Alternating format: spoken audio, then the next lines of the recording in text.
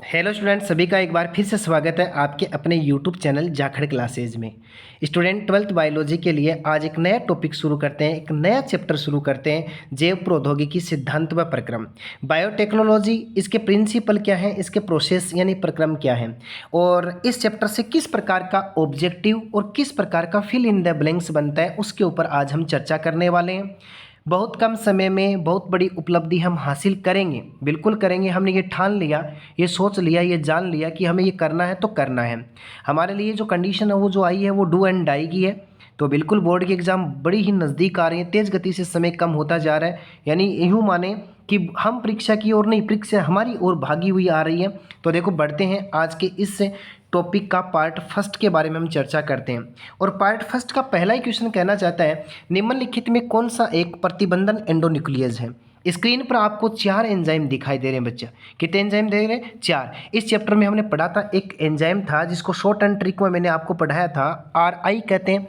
और I का मतलब यहाँ पर क्या हो जाएगा? रेस्ट्रिक्शन, जिसको क्या कहते हैं? प्रतिबंधन। और I का मतलब एंडोन्यूक्लियस, जो आपको स्क्रीन पर दिख रहा है। इसमें से देखो DNA फर्स्ट, या फिर RNase, या फिर हिंद सेकंड, या फिर प्रोटीएज, ये जो 4 एंजाइम दिए हैं, इनमें से किस एंजाइम को RE एंजाइम कहा जाता है? बिल्कुल समझ में आया होगा, एक्सप्लेनेशन साथ साथ में किया जा रहा है, आप पहुंच जाइए। तो आपको ध्यान रखना कि ये जो RI है ये किसको कहा जाता है? हिंद सेकंड को कहा जाता है। स्टूडेंट आपको ये भी ध्यान रखना है कि सबसे पहले खोजा गया रेस्ट्रिकेशन एंडोन्यूक्लियस एंजाइम भी कौन था? हिंद सेकंड था, HIND एंड सेकंड था। तो बिल्कुल एक क्वेश्चन के साथ में कितने क्वेश्चन क्लियर कर लिए हमने? 2 क्वेश्चन क्लियर कर लिए। तो इसी प्रकार से मज़ेदार क्वेश्चनों के साथ में और दमदार क्वेश्चनों को हम हल करते जाएंगे। बस काम ये करना है, क्लास के साथ में लगातार बने रहना है। आपको समझना है किस प्रकार से मैं क्वेश्चन को हल करना आपको सिखवा रहा हूँ, इसी प्रकार से आपको ऑप्शन काटते हुए आगे बढ़ना है। अब देखो बढ़ता हूँ मैं सेकंड क्वेश्चन की ओर। आज का सेकंड क्वेश्चन आपको स्क्रीन पर दिख रहा है, रेट्रोवायरस। और रेट्रोवायरस को कहा जाता है पश्च विषाणु, रोग उत्पन्न करता है। बिल्कुल ये रोग उत्पन्न करता है। अब कौन सा, देखो क्या कहना चाहता है अगला, सामान्य जंतु कोशिकाओं में कौन सा रोग उत्पन्न करता है? किसकी बात कर रहा है? रेट्रोवायरस की। और कौन सी कोशिकाओं में? सामान्य जंतु कोशिका में। ऑप्शन में कह रहा है कि कैंसर को उत्पन्न करता है, ऑप्शन ब में कह रहा है अर्बुद को उत्पन्न करता है, और स कह रहा है विघटन को उत्पन्न करता है, और द कहता है इन तीनों को ही नहीं करता है। तो स्टूडेंट ध्यान देना, रेट्रोवायरस पश्च विषाणु सामान्य जंतु कोशिका में जो रोग फैलाता है वो कौन सा होता है? कैंसर होता है। तो बिल्कुल अपना ए ऑप्शन क्या हो जाएगा? करेक्ट हो जाएगा। अब मैं बढ़ूँ अगले क्वेश्चन की ओर। देखो PBR 322 वाहक में किसके प्रति प्रतिरोधक जीन पाई जाती है? अब याद करो, हमने एक प्लाज्मिड पढ़ा था और PBR 322 का एग्जाम्पल। अब आपको काम ये करना है कि PBR 322 वाहक का जो डायग्राम बनाया था उसको इमेज करना है। उसमें मैंने 2 साइट ऐसी बताई थी जहाँ पर प्रतिरोधक जीन उपस्थित होती हैं। तो देखो किसके प्रति होती हैं? एम्पिसिलिन के प्रति होती हैं। अगला कहता है ब ऑप्शन में टेट्रासाइक्लिन, और स कहता है उपयुक्त दोनों, और द कहता है इन दोनों में ही नहीं। तो आपको याद रखना है, पहुंच गए होंगे आप। इसका करेक्ट आंसर हो जाएगा स ऑप्शन, यानी PBR 322 वाहक में एम्पिसिलिन, देखो डायग्राम में मैंने आपको AMP, और टेट्रासाइक्लिन का मतलब TETR, और यहाँ पर भी R का मतलब क्या है? प्रतिरोधक जीन होता है। तो इसके प्रति वो दर्शाने का काम है करता है। अब देखो बढ़ता हूँ मैं अगले क्वेश्चन की ओर। आज का 4 नंबर क्वेश्चन कहता है थर्मस, देखो थर्मस एक्वेटिकस जीवाणु से प्राप्त होता है। ये एक बैक्टीरिया है, ये एक बैक्टीरिया है, और इस बैक्टीरिया से हम प्राप्त करते हैं TI प्लाज्मिड, tDNA, या फिर टेक पॉलीमरेज, या फिर द कहता है उपयुक्त सभी। यानी इन तीनों को हम प्राप्त करते हैं थर्मस एक्वेटिकस जीवाणु से। तो बताओ किसको प्राप्त करते हैं? मान लूँ तीनों को। जी सर बिल्कुल नहीं, इसके अंदर हम किसको प्राप्त करेंगे? टेक पॉलीमरेज को प्राप्त करेंगे। बिल्कुल बच्चा याद रह जाएगा, टेक पॉलीमरेज को किससे प्राप्त करते हैं? थर्मस एक्वेटिकस जीवाणु से प्राप्त करते हैं। हाँ एक काम की बात और, यानी बोर्ड की 12th बोर्ड की एग्जाम में ये ऑब्जेक्टिव क्वेश्चन पूछे जाएंगे स्टूडेंट। लेकिन राजस्थान में first grade, second grade, lab assistant, या फिर मेडिकल साइंस से जुड़ी हुई कोई भी कम्पिटिटिव एग्जाम है, उन एग्ज़ाम के लिए रामबाण साबित होने वाले ये क्वेश्चन है।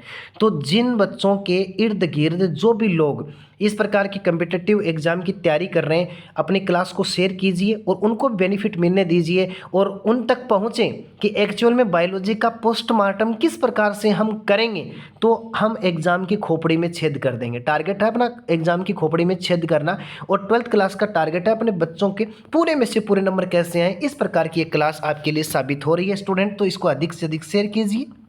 बढ़ूँ अगले क्वेश्चन की ओर। आज का अगला क्वेश्चन कहता है प्लाज्मिड जिसमें वांछित डीएनए खंड जुड़ा रहता है उसे कहते हैं। देखो बहुत शानदार चीज़ बताई, वांछित डीएनए खंड जुड़ा रहता है। हम देखो चर्चा करते हैं, हम कोई एक वाहक लेते हैं प्लाज्मिड, कोई प्लाज्मिड ले, जैसे अभी बात कर लेते हैं, ये मेरे पास में कोई प्लाज्मिड था, मैंने इसको लिया, इसमें मैंने वांछित टुकड़ा इस प्रकार से जोड़ दिया। अब इसको मैं क्या बोलूँ, विजातीय प्लाज्मिड बोलूँ, काइमेरिक प्लाज्मिड बोलूँ, या सेलेरा प्लाज्मिड बोलूँ, या विदलनीय प्लाज्मिड बोलूँ। इस प्रकार का जब भी बन जाता है उसको क्या कहा जाता है स्टूडेंट, ध्यान रखो, उसको कहा जाता है काइमेरिक प्लाज्मिड। तो अपना बे ऑप्शन क्या हो जाएगा, करेक्ट हो जाएगा।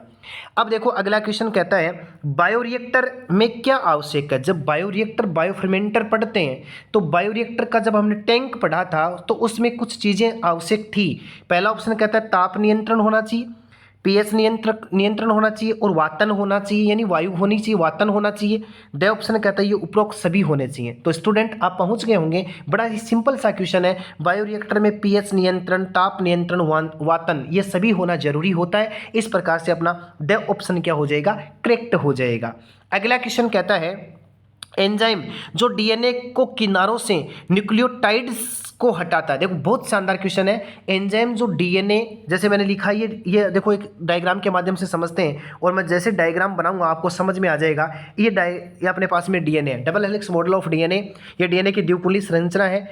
एक एंजाइम हम काम में लेंगे जो डीएनए को किनारों से काटेगा, जो डीएनए को कहाँ से काटेगा, किनारों से काटेगा, उसको कहते हैं एंडोन्यूक्लियस। ए ऑप्शन कहता है एंडोन्यूक्लियस, और ब कहता है एक्सोन्यूक्लियस, और स कहता है डीएनए पॉलीमरेज, और द कहता है डीएनए लाइगेज। बिल्कुल पहुंच गए होंगे स्टूडेंट। जब ऐसा एंजाइम डीएनए को किनारों से काटे तो वह एंजाइम क्या कहलाता है, एक्सोन्यूक्लियस एंजाइम कहलाता है। और डीएनए बीच में से कट लगाता है। डीएनए देखो कौन सा एंडोन्यूक्लियस कहाँ कट लगाएगा, बीच में, जबकि एक्सो कहाँ लगाएगा, किनारों पर लगाएगा। तो इस प्रकार से अपना जो बे ऑप्शन है वो क्या हो जाएगा, करेक्ट हो जाएगा। ध्यान रखना वह एंजाइम जो डीएनए को किनारों से न्यूक्लियोटाइड को हटाता है उसको एक्सोन्यूक्लियस एंजाइम कहा जाता है। और एंडोन्यूक्लियस कहाँ काटेगा, आपको ध्यान रखना डीएनए के बीचों बीच कट लगाएगा, बीच में कटे लगाएगा। अब मैं आगे बढ़ूं, अगला क्वेश्चन कहना चाहता है प्रतिबंधित एंजाइम प्राकृतिक रूप से पाए जाते हैं। Very very most and simple question. Restriction enzyme जो है वो प्राकृतिक रूप से पाए जाते हैं। नेचुरल यदि फॉर्म में प्राप्त करें तो हम किससे प्राप्त करते हैं, ईस्ट से करते हैं, इसके बाद में यूकेरियोटिक कोशिका से करते हैं, और से ऑप्शन कहता है जीवाणु कोशिका से करते हैं। ड कहता है तीनों ही ऑप्शन करेक्ट है, सही है। तो बिल्कुल पहुंचिए, जब रेस्ट्रिकेशन एंडोन्यूक्लियस एंजाइम को प्राकृतिक रूप से प्राप्त करते हैं तो किससे करते हैं, याद करो मैंने आपको बताया था एक बैक्टीरिया, एक जीवाणु काम में लेते हैं जिसका नाम है इरिशिया कोलाई, ई कोलाई जीवाणु, जो मनुष्य की छोटी आंत में पाया जाता है। उस जीवाणु से हम क्या प्राकृतिक रूप से क्या प्राप्त करते हैं, प्रतिबंधित एंजाइम प्राप्त करते हैं। तो यहाँ पर ई कोली नाम नहीं लिखा हुआ है तो से लिखा हुआ है जीवाणु, तो यहाँ पर करेक्ट ऑप्शन हो जाएगा अपना से। बढ़ूँ अगले क्वेश्चन की ओर।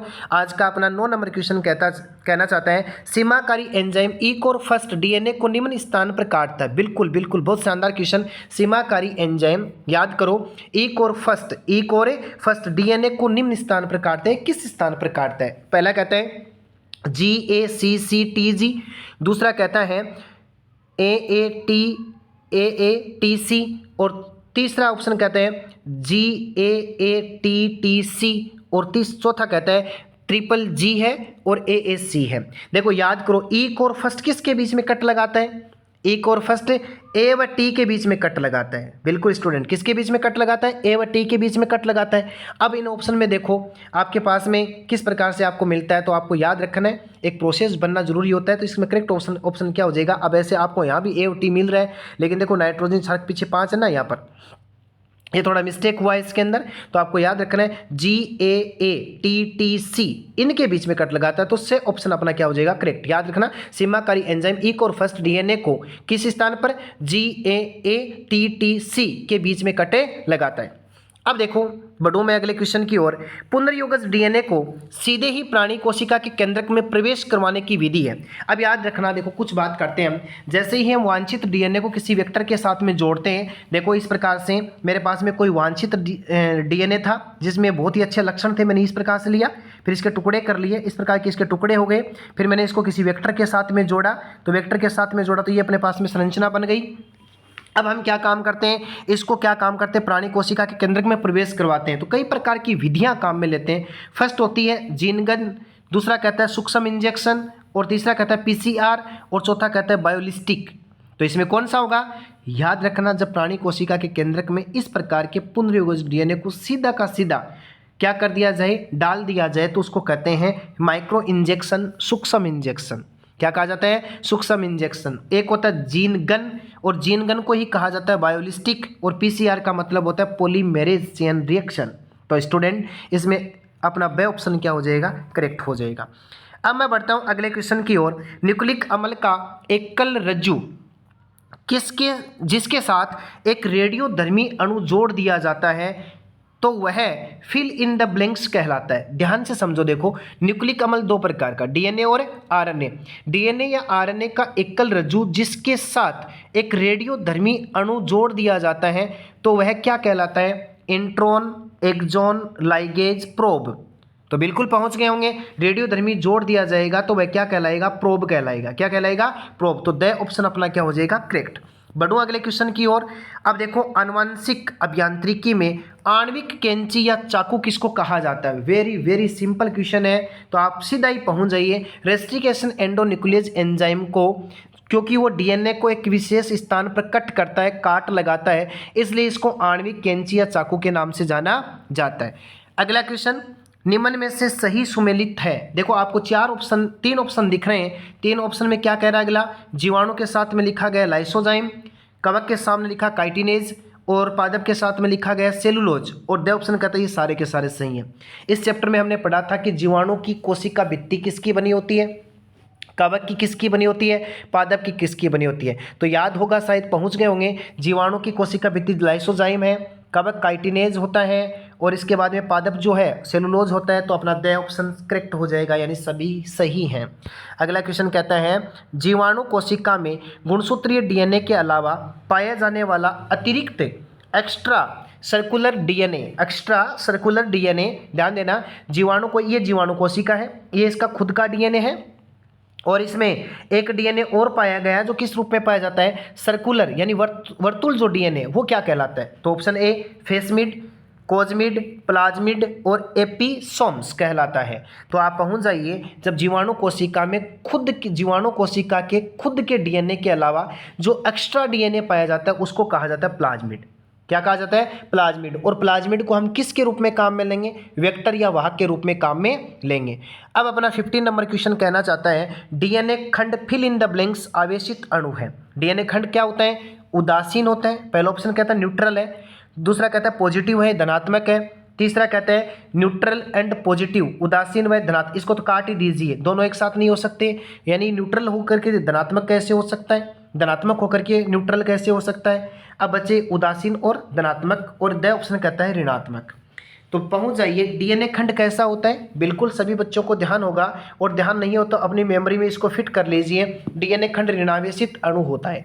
कैसा अणु होता है, ऋणावेशित अणु होता है। तो डियर स्टूडेंट, इस प्रकार से इस चैप्टर का जो पहला पार्ट था उसमें मैंने 15 क्वेश्चन डाले, कुछ फिल इन द ब्लैंक्स हैं और कुछ ऑब्जेक्टिव क्वेश्चन है।